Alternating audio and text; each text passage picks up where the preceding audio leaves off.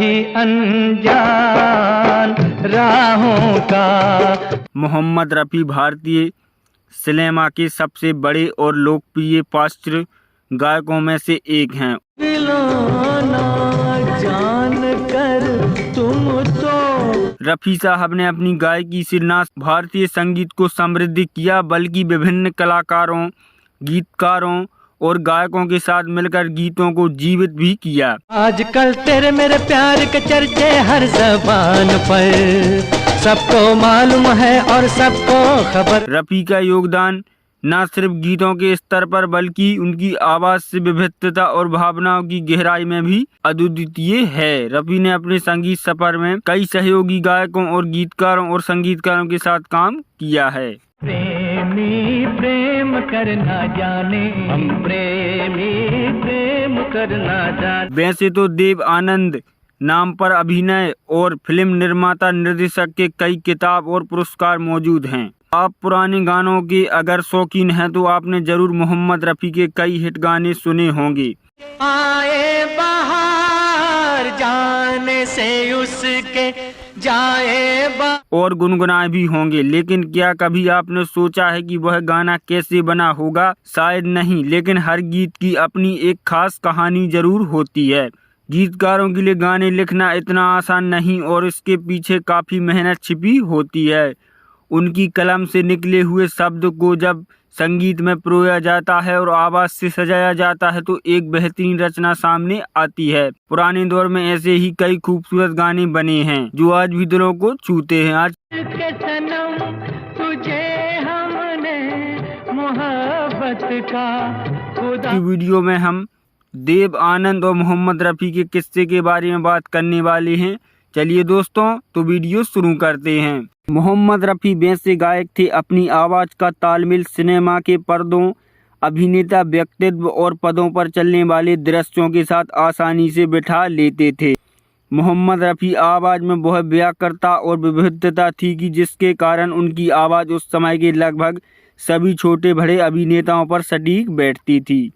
मोहम्मद रफ़ी के गाने ऐसे होते थे जिनको सुनकर ऐसा लगता था कि उस गाने को पर्दे पर एक्टिंग करने वाले हीरो ने ही गाया है। ऐसे कई गाने हैं जिनको सुनकर लोगों को भ्रम हो जाता था कि उस गाने को मोहम्मद रफ़ी नहीं बल्कि उसी एक्टर ने गाया है जिस पर वह गीत फिल्माया गया है। बर्लिन फिल्म फेस्टिवल फिल्म में हम दोनों प्रदर्शन के बाद दर्शकों ने समझ लिया कि फिल्म के गाने में जिंदगी का साथ निभाता चला गया, मैं जिंदगी का साथ निभाता चला गया को खुद देव आनंद ही गाए हैं। यही नहीं, दर्शक वैसा सुरीला और बेहतरीन गाना गाने के लिए देव आनंद की तारीफ करने लगे थे।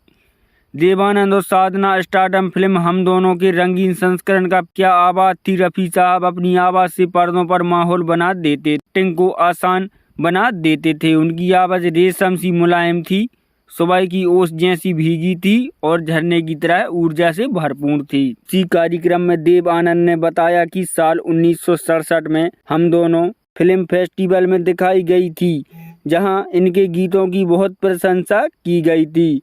हम लोगों ने इस फिल्म के गीतों के भी सबटाइटल्स लगाए थे और जर्मनी के लोग तो जैसे इस गीत के दीवाने हो गए थे। वहाँ के लोग सोचते थे कि मैं जिंदगी का साथ निभाता चला गया गीत को मैंने ही गाया है। वो लोग मुझे बधाई देने लगे थे कि आपने कितनी मधुर आवाज़ में इस गाने को गाया है। जब यह बात मैंने रफ़ी साहब को बताई तो उन्होंने मुस्कुराते हुए जवाब दिया, अगर बर्लिन में मैंने किसी लाइव शो में यह गीत गाया तो कहीं जर्मनी लोग मुझे देवानंद ना समझ लें। इस पर हम दोनों ज़ोर ज़ोर से हंसने लगे थे। रफ़ी साहब जैसे सुर के अवतार थे तो मैं अपनी अनेक फिल्मों की सफलता का श्रेय उनको देता हूँ। साल 1961 की फिल्म जब प्यार किसी से होता है के गीत जिया ओ जिया कुछ बोल दो से लेकर साल 1968 की हाँ जीतना तुमको है तो बस मीठी मीठी बोलो गाना तक उनकी आवाज़ मेरे साथ बनी रही। फिल्म हम दोनों साल 1961 में रिलीज हुई थी और तब से लेकर अब तक इस फिल्म के गीत लोगों की जुबां पर हैं। फिल्म का निर्माण देव आनंद ने किया था जबकि उनके भाई विजय आनंद इसका निर्देशन किया था। फिल्म में देव आनंद दोहरी भूमिका में हैं, उसमें नंदा साधना लीला चिटनेस भी हैं। फिल्म जयदेव के संगीत लिए लिए भी जानी जाती हैं और यह बॉक्स ऑफिस पर हिट। फिल्म के सभी गीत साहिल लुधियानवी ने लिखे थे। साहिल लुधियानवी के लिखे गीत आज भी बार बार गुनगुनाए जाते हैं। फिल्म के गाने जितने बेहतरीन हैं उतनी फिल्म भी बेहतरीन है। इस फिल्म की कहानी देव आनंद के प्रोड्यूसर हाउस नवनीतन फिल्म्स के अंडर में बनी। यह फिल्म दो जुड़वा सैनिकों की कहानी है। जब सरहद की लड़ाई में दोनों में से एक की मौत हो जाती है तो दूसरे व्यक्ति बताया जाता है। फिर से यहाँ से शुरू होगी उलझने। उस दौर को इस तरह की कहानी में पेश करना काफी नया और अनोखा था। दोस्तों, एक बार गाने के बोल तैयार करने के लिए गीतकार रात दिन सोच विचार करते रहते हैं।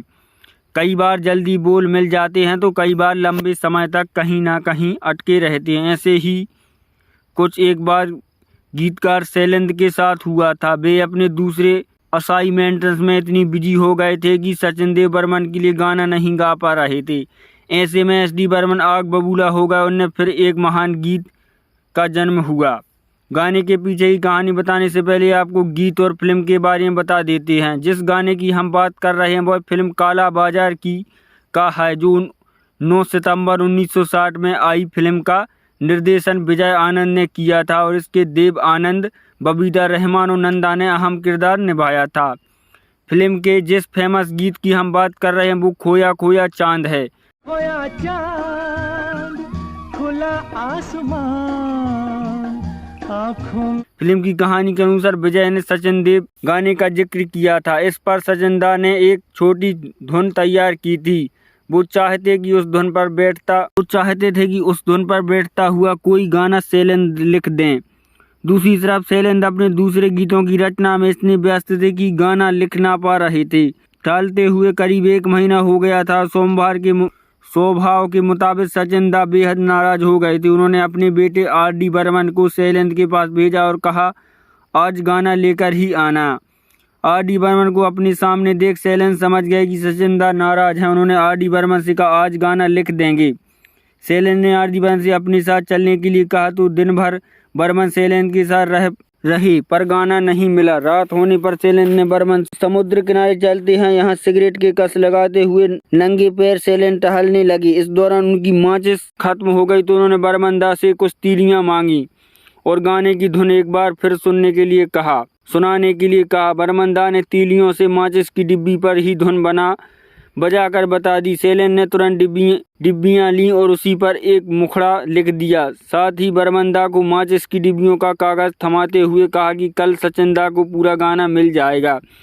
अगली सुबह जब सचिन दा ने गाने के बारे में पूछा तो बर्मन साहब ने वहां कागज का टुकड़ा उन्हें थमा दिया। सचिन दा का गुस्सा काफूर हो गया और शैलेंद्र ने भी वादे के मुताबिक अगले दिन पूरा गाना तैयार कर दिया। मोहम्मद रफ़ी ने गाने को इतनी दिलकश आवाज दी कि गाना हमेशा के लिए अमर हो गया। खोया चांद, खुला आसमान, आँखों। दोस्तों, तो रफ़ी साहब का यह किस्सा कैसा लगा हमें कमेंट में जरूर बताएं।